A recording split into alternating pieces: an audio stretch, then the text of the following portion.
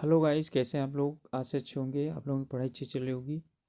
आप सब लोगों का एक बार फिर से आपके अपने ऑनलाइन प्लेटफॉर्म प्रयाग एकेडमी में बहुत बहुत स्वागत है। हम लोग यूसेट से संबंधित गद्यांश के कुछ प्रश्न कर रहे थे, जिसमें कि हम लोग 2 क्लासेस कर चुके हैं। आज ही हमारा तीसरा है, तो चलिए शुरू करते हैं। और जैसा कि मैंने आप लोगों से बताया था कि हम यदि पहले प्रश्न पढ़ लेते हैं तो उत्तर करें तो बहुत अच्छा है, यानी कि तब यानी गद्यांश पढ़ें तो बहुत अच्छा होता है।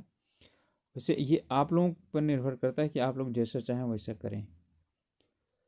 तो इसमें प्रश्न है, युद्ध पूर्व लोकप्रिय आंदोलन थे, कैसे थे?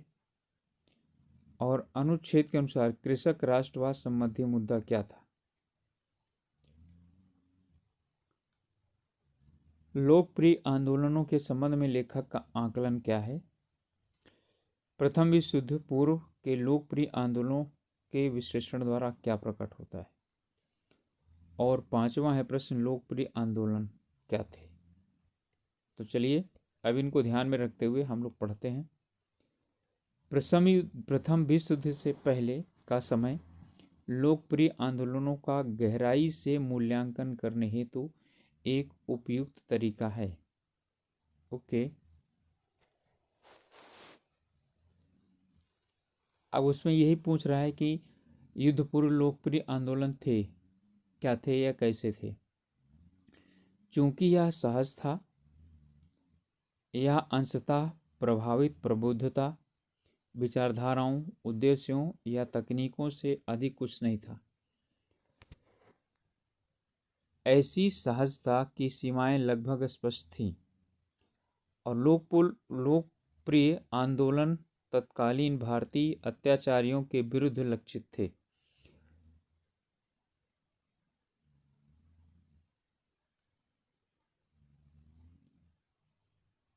न कि दूरस्थ श्वेत वरिष्ठ पर, यानी जो दूर अंग्रेज थे उनके खिलाफ नहीं था आंदोलन। और इसलिए यह अधिकतर जानबूझकर या आत्मनिष्ठ रूप से गैर साम्राज्यवादी नहीं थे। तो ध्यान दीजिएगा, यहाँ कह रहा है कि ये गैर साम्राज्यवादी नहीं थे।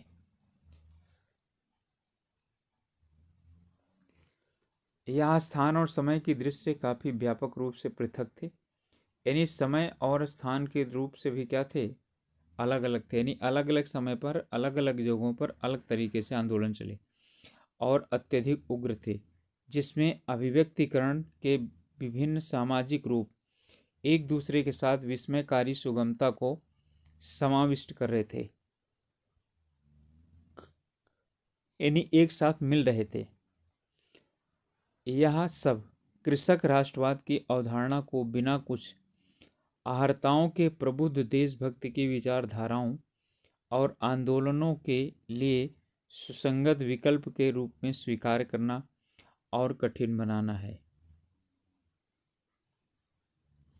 निस्संदेह कई बार लोकप्रिय पहल और स्वायत्तता विशिष्ट थी, परंतु मध्यम वर्गीय राष्ट्रवाद, जिसमें कम से कम विचारधारा के स्तर पर कतिपय निरंतरता है, यानी कि मध्यम वर्गीय राष्ट्रवाद जिसमें विचारधारा के स्तर पर कुछ निरंतरता पाई जाती है, 1870 के दशक से ड्रेन ऑफ वेल्थ थियरी के निर्माण के साथ जिन आंदोलनों पर विचार किया गया वे स्पष्टता खंडित थे।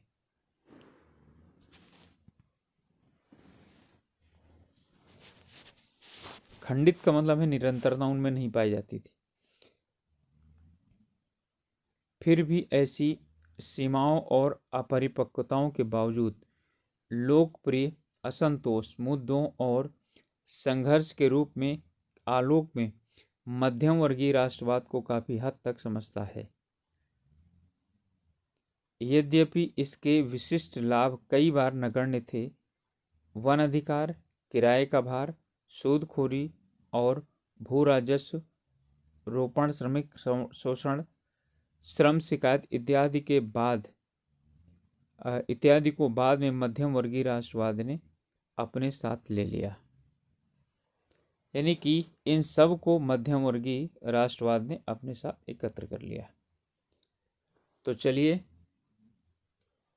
आप लोग वीडियो को पॉज करके और यानी रोक करके अपने से भी पढ़ करके फिर उत्तर दे सकते हैं।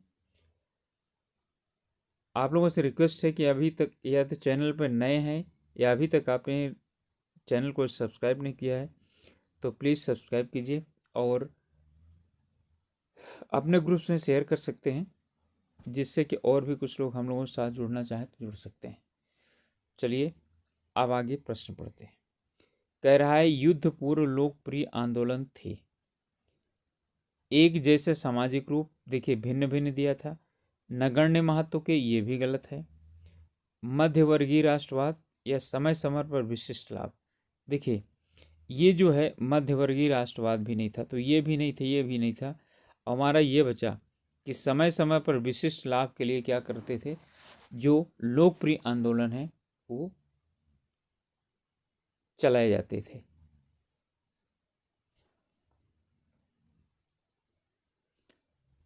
अगला प्रश्न है अनुच्छेद के अनुसार, इस अनुच्छेद को बहुत अच्छे से पढ़ेंगे तभी आप लोग कर पाएंगे, 2-3 बार पढ़ने के बाद ही समझ में आता है। कृषक राष्ट्रवाद संबंधी मुद्दा क्या था? प्रबुद्ध राष्ट्रवाद का एक व्यवहार्य विकल्प बिल्कुल नहीं। संगतता और जो है ना नियंत्रण में रहना, निरंतरता की कमी और समयानुकूल होना। ठीक है, समय के अनुकूल नहीं था ना, वहीं दिया हुआ है, सीधा सीधा दिया हुआ है कि ये जो आंदोलन थे वो ना तो समय अनुकूल थे और ना ही क्या थे, स्थान अनुकूल थे। तो स्थान और समय की दृष्टि से काफ़ी क्या थे, व्यापक और पृथक थे, अलग थे। इसका मतलब है कि अब हमारे पास ये आ गया कि निरंतरता नहीं थी, सॉरी इनमें समय के यानी समय के अनुसार ये अलग अलग थे, इनमें निरंतरता की कमी थी। यही मैंने बताया कि निरंतरता नहीं थी, तो यही हमारा क्या हो जाएगा, उत्तर हो जाएगा। लोकप्रिय आंदोलनों के संबंध में लेखक का आकलन क्या है? ये विस्मयकारी और मनोरंजक थे, बिल्कुल नहीं है। ये विशिष्ट और समय की कसौटी पर खरे थे, ये भी नहीं है। यदि हम ध्यान से पढ़ें तो हमको समझ में आ जाना चाहिए। युद्ध से पहले सामान्य असंतोष गैर साम्राज्यवादी था। ठीक है, तो बोल रहा है गैर साम्राज्यवादी नहीं था, ध्यान दीजिएगा, गैर साम्राज्यवादी नहीं था। वहाँ पर मैंने पढ़ करके आप लोगों को बताया था कि गैर साम्राज्यवादी नहीं था। तो इसमें जो है देखिए ये था, गैर साम्राज्यवादी नहीं था, तो इसका मतलब वो भी गलत हो गया। अब हमारे पास बचा क्या? ठीक है, तो हमारे पास बचा कि कुछ लोकप्रिय मुद्दों को मध्यम वर्गीय राष्ट्रवाद द्वारा अपने साथ मिला लिया गया। यही क्या हो जाएगा, समाहित कर लिया गया, हमारे इन्हीं के उत्तर में आ जाएगा। इसके बाद है प्रथम विश्व युद्ध पूर्व के लोकप्रिय आंदोलनों के विश्लेषण द्वारा क्या प्रकट होता है? लोकप्रिय आंदोलनों का प्रबुद्धता का प्रभाव कम था, आंदोलन वैचारिक थे, आंदोलनों के स्पष्ट उद्देश्य थे या सीमित सहजता थी। तो देखिए आंदोलन विचार पर आधारित थे ही नहीं, आंदोलनों के स्पष्ट उद्देश्य भी नहीं थे, सीमित सहजता की बात कर रहा है, जबकि उग्र आंदोलन थे वो। तो बचा एक, लोकप्रिय आंदोलनों पर प्रबुद्धता का प्रभाव कम था। बिल्कुल, प्रबुद्धता का मतलब है यानी विचार, वैचारिक लोग जो मतलब कि थिंकर्स थे, उनका प्रभाव कम था। इसके बाद है लोकप्रिय आंदोलन साम्राज्यवादियों के विरुद्ध थे, अपने स्वामियों के विरुद्ध थे, जानबूझकर उग्र थे, ये समयबद्ध थे। तो ये इसका उत्तर ये में हमको मिलेगा, अपने स्वामियों के विरुद्ध थे। तो अपने स्वामी ही तो कौन हो गए, अंग्रेज भी थे या जो कृषक कार्य करवाते थे, जमींदार वगैरह होते थे वो थे। ठीक है, चलिए अगला वाला है, तो इसमें भी पहले प्रश्न देख लेते हैं। शैक्षणिक चर्चाओं में आम प्रचलित मुहावरों के प्रयोग की प्रवृत्ति निम्नलिखित में से क्या उद्घाटित करने की रही है, अर्थात क्या बताने के लिए रही है।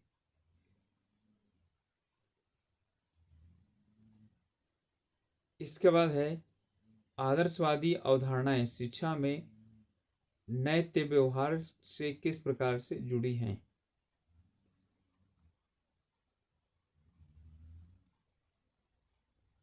तो इसमें जो भी आप लोग प्रश्न यानी कि प्रश्न का भाग याद रखना चाहें तो रख सकते हैं। अब जैसे मैं यानी आदर्शवादी अवधारणाएं और नैतिक व्यवहार मैंने पकड़ लिया, इसी आधार पर मैं वहां से क्वेश्चन खोजने की उत्तर जरूरत यानी कोशिश करूंगा। शिक्षण व्यवहार में परिलक्षित कथनी और करनी के बीच, अब यहाँ कथनी और करनी के बीच सामंजस्य की कमी का क्या परिणाम होता है, ये हो जाएगा। इस वजह से नए शिक्षक उम्मीदों की अवास्तविक गुणवत्ता की प्रशंसा क्यों करते हैं।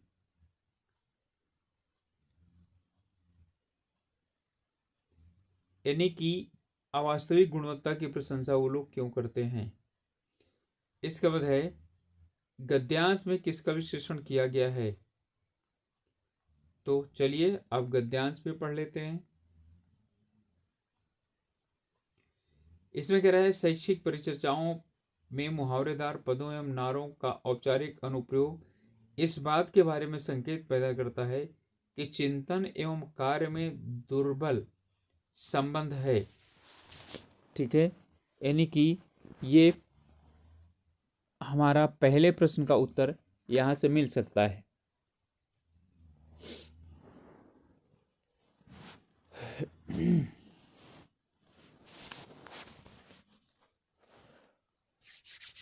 आगे देखते हैं। जैसे जैसे आम प्रचलित शब्दों में अभिवृद्धि होती है और बातचीत में एक आदर्शवादी पुट देखने को मिलता है। आगे आदर्शवादी पुट देखने को मिलता है। एक सजग श्रोता यह आश्चर्य करने लगता है कि इन शब्दों के बारे में जो सतही प्रचलन प्राप्त है, क्या ये बात यह बता पाते हैं कि कक्षागत परिवेश की वास्तविकता क्या है। क्या कक्षागत परिवेश की वास्तविकता बताए जा सकते हैं। आज के युग एवं काल में शिक्षा में लोकतंत्र, सृजनशीलता एवं नवाचार के विरुद्ध जाना कठिन है। अर्थात ये मानते हैं कि लोकतंत्र, सृजनशीलता, नवाचार के विरुद्ध नहीं जाया जा सकता। तथापि ये आकर्षक पद शिक्षण व्यवहार में आम रूप से प्रचलित प्रक्रियाओं से कितने परिसूचक हैं। निस्संदेह ये दोनों प्रायः नहीं हैं। कौन से जो ऊपर हैं। एक ऐसी वास्तविकता जिसके बारे में शिक्षा मंत्री शास्त्री प्रायः शिकायत मुद्रा में रहते हैं तथा सिद्धांत एवं व्यवहार में स्पष्टता परिलक्षित पृथकत्व तो देखने को मिलता है। यानी कि सिद्धांत और व्यवहार में अंतर दिखाई पड़ता है। जो शिक्षक कहते हैं अथवा उनके नेता जो कहते हैं तथा वे जो करते हैं उसमें पाई जाने वाली विसंगति कई रूपों में अभिव्यक्ति होती है तथा कई महत्वपूर्ण परिणामों की ओर ले जाती है। कतिपय लोगों के लिए आदर्शवादी प्रतिपत्तियों एवं अभिनव एवं क्रांतिकारी व्यवहारों के समर्थकों के प्रति एक आलोचनात्मक दृष्टि विकसित करने की आधारशिला विकसित कर देती है। पूर्व में अनुभूत मोह भंग से जनित यह निराशावादिता अधिकार नए शिक्षकों पर अपनी पकड़ बना लेती है जब वे इस बात को महसूस करते हैं कि व्यावसायिक प्रशिक्षण की अवधि में प्राप्त अनुभवों एवं उम्मीदों की गुणवत्ता यथार्थ से परे है।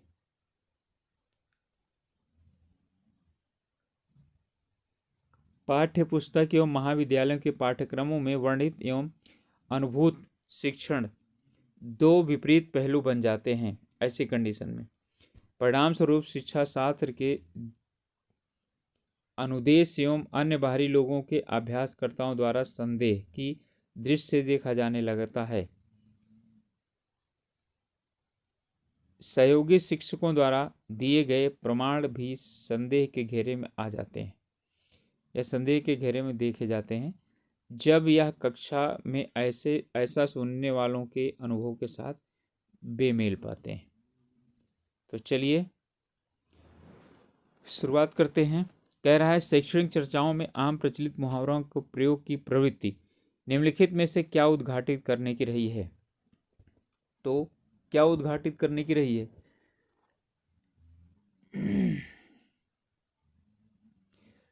विचार और कार्य के बीच संबंध या कक्षागत परिवेश में कही जा रही बात और किए जा रहे कार्य के बीच में अंतर, यह नारों का रैतिक महत्व या वार्ताओं का आदर्शवादी पुट। देखिए, ये भी नहीं है, ये भी नहीं है, और ना विचार और कार्य के बीच संबंध का है। यहाँ एक कक्षागत परिवेश में कही जा रही बात और किए जा रहे कार्य के बीच में अंतर है। यहाँ पर ये अंतर ही हर जगह स्पष्ट किया है। आदर्शवादी अवधारणाएं शिक्षा में नैतिक व्यवहार से किस प्रकार से जुड़ी हैं?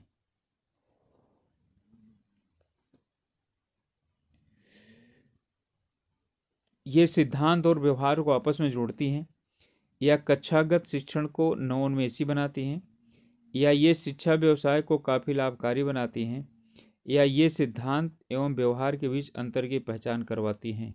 तो हमारा उत्तर क्या हो जाएगा? यही हो जाएगा, सिद्धांत एवं व्यवहार के मध्य अंतर की पहचान कराती है। शिक्षण व्यवहार में परिलक्षित कथनी और करनी के बीच सामंजस्य की कमी का क्या परिणाम होता है? तो क्या परिणाम होता है? क्रांतिकारी व्यवहारों का विरोध, बारंबार शिकायत की बुनियाद पड़ती है, शिक्षकों में मोह भंग की स्थिति पैदा हो जाती है, या आदर्शवादियों की भर्त्सना को समर्थन मिलता है। तो इसमें हमारा क्या उत्तर हो जाएगा? ये क्या करता है, आगे दिया हुआ है कि कथनी और करनी के बीच सामंजस्य में कमी होने से क्या होता है? शिक्षकों में मोह भंग की स्थिति पैदा होती है। तो हमारा यही उत्तर हो जाएगा। नए शिक्षक उम्मीदों की अवास्तविक गुणवत्ता, यानी उम्मीदों की अवास्तविक गुणवत्ता की प्रशंसा क्यों करते हैं? शिक्षकों के बीच दोषदर्शी प्रवृत्ति के कारण, सहयोगी शिक्षकों द्वारा दिए गए प्रमाणक के कारण नहीं, ये गलत है।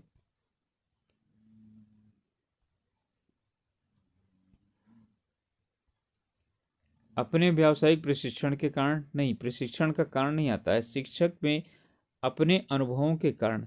ठीक है, तो शिक्षक के अनुभवों के कारण भी नहीं आता। जो शिक्षकों के मध्य क्या है, दोष देखने की प्रवृत्ति है, उसके कारण जो है ना अवास्तविक गुणवत्ता की प्रशंसा करते हैं। गद्यांश में किसका विश्लेषण किया गया है? तो गद्यांश में विश्लेषण किसका गया है? भाषा और परिचर्चा के बीच संबंध, शिक्षा के सिद्धांत और वास्तविक व्यवहार के विच्छेद, शैक्षणिक चर्चाओं के उच्च स्तर की भाषा के प्रयोग की आवश्यकता, या शिक्षा में आदर्शवाद का महत्व। तो इसमें कह रहा है शिक्षण के सिद्धांत और वास्तविक व्यवहार के बीच क्या है?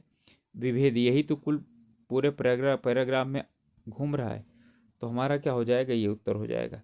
तो शिक्षण के सिद्धांत और वास्तविक व्यवहार के बीच क्या है, जो अंतर है उसे दिखाने के लिए यहाँ पर कोशिश किया गया है। ओके, तो ये हमारे यानी 2 गद्यांश थे, एक गद्यांश ही आएगा, आप चाहे इंग्लिश में करें चाहे हिंदी में करें उसको। और आप लोगों से रिक्वेस्ट है कि अभी तक चैनल को सब्सक्राइब नहीं किए हैं तो सब्सक्राइब कीजिए, या नए हैं चैनल पर तो ज़रूर सब्सक्राइब करिए, अपने ग्रुप्स में शेयर करिए, जिससे कि और कुछ लोग हमारे साथ जुड़ना चाहें तो जुड़ सकते हैं। चलिए मिलते हैं अगले वीडियो में, तब तक के लिए अब आप लोग अपनी मेहनत खूब करिए। मिलते हैं अगले वीडियो में। Okay, all the best.